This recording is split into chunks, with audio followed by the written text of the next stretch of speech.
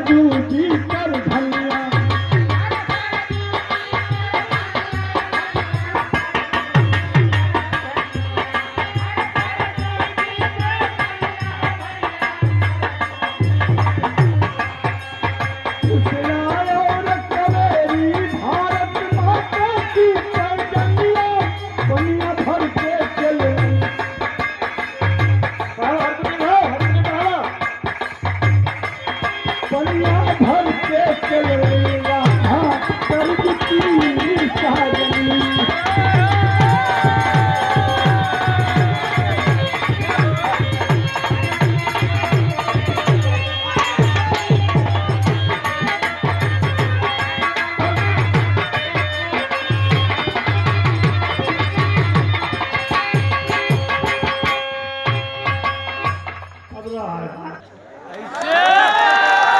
लिख के दे दिया तो भैया 12 तारीख के इनका हुआ कार्यक्रम नहीं बाजार में और व्हाट्सएप पे के जन भेजिया वह गाना इनके सामने गावल जाई।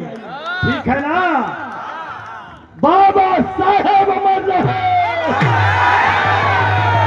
बाबा साहेब अमर रहे। जय भीम, जय भीम, जय भीम, जय भीम। बहुत बहुत धन्यवाद।